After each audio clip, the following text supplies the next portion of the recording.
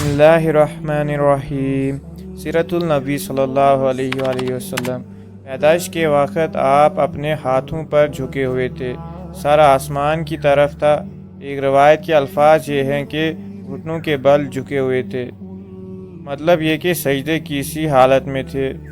آپ کی مٹھی بند تھی اور شہادت کی انگلی اٹھی ہوئی تھی، جیسے کہ ہم نماز میں اٹھاتے ہیں۔ حضور انور صلی اللہ علیہ وآلہ وسلم فرماتے ہیں، جب میری والدہ نے مجھے جنم دیا تو ان سے ایک نور نکلا، اس نور سے شام کے محلات چمک اٹھے۔ آپ صلی اللہ علیہ وسلم کی والدہ سیدہ آمینہ فرماتی ہیں، محمد کی پیدائش کے وقت ظاہر ہونے والے نور کی روشنی میں مجھے بصرہ میں چلنے والی اونٹنیوں کی گردنیں تک نظر آئی۔ عالمہ سہلی رحمۃ اللہ علیہ نے لکھا ہے کہ جب آپ پیدا ہوئے تو آپ نے اللہ کی تعریف کی۔ ایک روایت میں یہ الفاظ آئے ہیں، اللہ تعالیٰ سب سے بڑا ہے، اللہ تعالیٰ کی بے حد تعریف ہے اور میں صبح و شام اللہ کی پاکی بیان کرتا ہوں۔ آپ کی ولادت کس دن ہوئی، اس بات پر سب کا اتفاق ہے کہ وہ پیر کا دن تھا۔ آپ صبح فجر طلوع ہونے کے وقت دنیا میں تشریف لائے۔ تاریخی پیدائش کے سلسلے میں بہت سے قول ہیں۔ ایک روایت کے مطابق 12 ربیع الاول کو پیدا ہوئے، ایک روایت 8 ربیع الاول کی ہے، ایک روایت 2 ربیع الاول کو پیدا ہوئے۔ اس سلسلے میں اور بھی بہت سی روایت ہے۔ زیادہ تر مورخین کا خیال ہے کہ آپ 8 ربیع الاول کو پیدا ہوئے۔ تقویم کے طریقے کے حساب سے جب تاریخ نکالی گئی تو 9 ربیع الاول نکلی، مطلب یہ کہ اس بارے میں بالکل صحیح بات کسی کو معلوم نہیں۔ اس پر سب کا اتفاق ہے کہ مہینہ ربیع الاول کا تھا اور دن پیر کا۔ یہ بھی کہا جاتا ہے کہ آپ کو پیر کے دن ہی نبوت ملی، پیر کے روز ہی آپ نے مدینہ منورہ کی طرف ہجرت فرمائی اور پیر کے روز ہی آپ کی وفات ہوئی۔ آپ ام الفیل میں پیدا ہوئے، یعنی ہاتھیوں والے سال میں۔ اس سال کو ہاتھیوں والا سال اس لیے کہا جاتا ہے کہ ابرہہ نے ہاتھیوں کے ساتھ مکہ مکرمہ پر چڑھائی کی تھی۔ آپ کی پیدائش اس واقعے کے کچھ ہی دن بعد ہوئی تھی۔ واقعہ کچھ اس طرح ہے کہ ابرہہ یمن کا عیسائی حاکم تھا۔ حج کے دنوں میں اس نے دیکھا کہ لوگ بیت اللہ کا حج کرنے جاتے ہیں۔ اس نے اپنے لوگوں سے پوچھا، یہ لوگ کہاں جاتے ہیں؟ اسے جواب ملا، بیت اللہ کا حج کرنے کے لیے مکہ جاتے ہیں۔ اس نے پوچھا، بیت اللہ کس چیز کا بنا ہوا ہے؟ اسے بتایا گیا پتھروں کا ہے۔ اس نے پوچھا، اس کا لباس کیا ہے؟ بتایا گیا، ہمارے یہاں سے جو دھاری دار کپڑا جاتا ہے اس سے اس کی پوشاک تیار ہوتی ہے۔ ابرہہ عیسائی تھا۔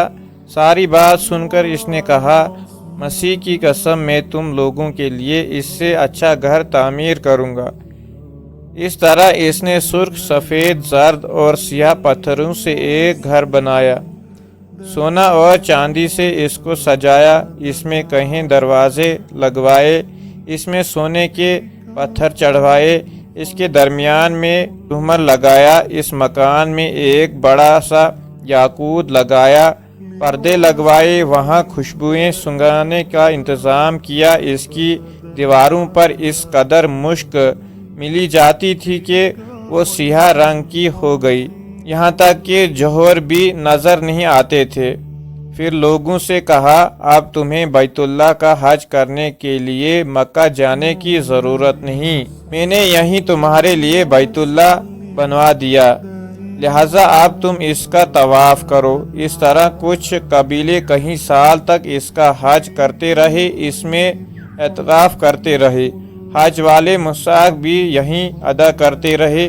عرب کے ایک شخص طفیل خاشمی سے یہ بات برداشت نہ ہو سکی، وہ اس مسیحی خانہ کعبے کے خلاف دل ہی دل میں کھٹکتا رہا۔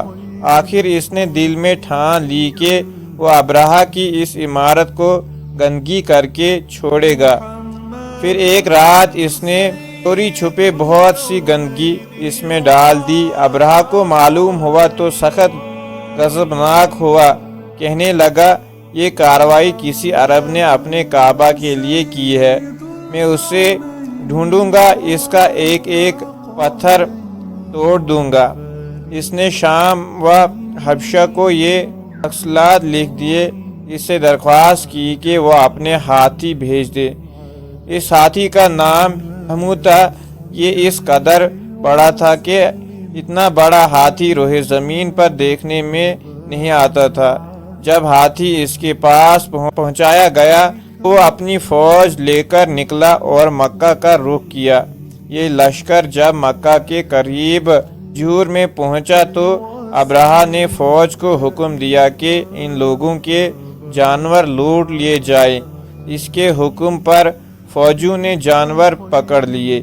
ان میں عبد المطلب کے اونٹ بھی تھے۔ نوفل بھی اس لشکر میں ابرہہ کے ساتھ موجود تھے اور یہ عبد المطلب کا دوست تھا۔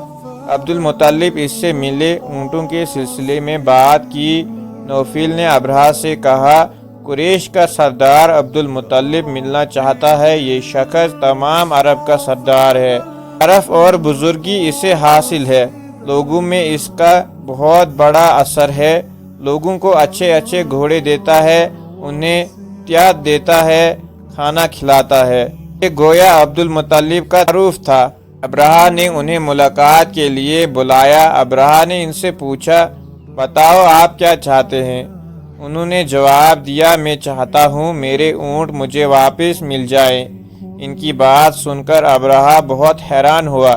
اس نے کہا، مجھے تو بتایا گیا تھا کہ آپ عرب کے سردار ہیں، بہت عزت اور بزرگی کے مالک ہیں، لیکن لگتا ہے مجھ سے غلط بیانی کی گئی ہے، کیونکہ میرے خیال تھا آپ مجھ سے بیت اللہ کے بارے میں بات کریں گے، جس کو میں گرانے آیا ہوں اور جس کے ساتھ آپ سب کی عزت وابستہ ہے، لیکن آپ نے تو سرے سے اس کی بات ہی نہیں کی اور اپنے اونٹوں کا رونا کر بیٹھ گئے۔ یہ کیا بات ہوئی؟ اس کی بات سن کر عبد المطلب بولے، آپ میرے اونٹ مجھے واپس دے دے، بیت اللہ کے ساتھ جو چاہیں کرے، اس لیے کہ اس گھر کا ایک پروردگار ہے، وہ خود ہی اس کی حفاظت کرے گا، مجھے اس کے لیے فکر مند ہونے کی ضرورت نہیں۔ ان کی بات سن کر ابرہہ نے حکم دیا ان کے اونٹ واپس دے دیے جائے۔ جب انہیں ان کے اونٹ واپس مل گئے تو انہوں نے ان پر نشان لگا دیا، انہیں قربانی کے لیے وقف کر کے حرم میں چھوڑ دیا تاکہ پھر کوئی انہیں پکڑ لے تو حرم کا پروردگار اس پر غضبناک ہو۔ پھر عبد المطلب ہیرا پہاڑ پر چڑھ گئے۔ ان کے ساتھ ان کے کچھ دوست تھے۔ انہوں نے اللہ سے درخواست کی، اے اللہ، انسان اپنے سامان کی حفاظت کرتے ہیں تو اپنے سامان کی حفاظت کر۔ ادھر سے ابرہہ اپنا لشکر لے کر آگے بڑھا۔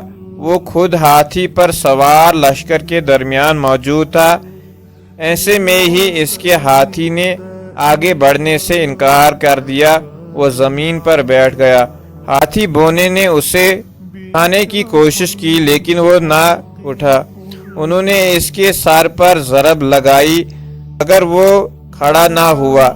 کچھ سوچ کر انہوں نے اس کا رخ یمن کی طرف کیا تو وہ فوری اس طرف چلنے لگا۔ اس کا رخ پھر مکہ کی طرف کیا گیا تو پھر رک گیا۔ ہاتھی بونے نے یہ تجربہ بار بار کیا۔ آخر ابرہہ نے حکم دیا ہاتھی کو شراب پلائی جائے تاکہ نشے میں اسے کچھ ہوش نہ رہ جائے اور ہم اسے مکہ کی طرف آگے بڑھا سکے۔ چنانچہ اسے شراب پلائی گئی لیکن اس پر اس کا بھی کوئی اثر نہ ہوا۔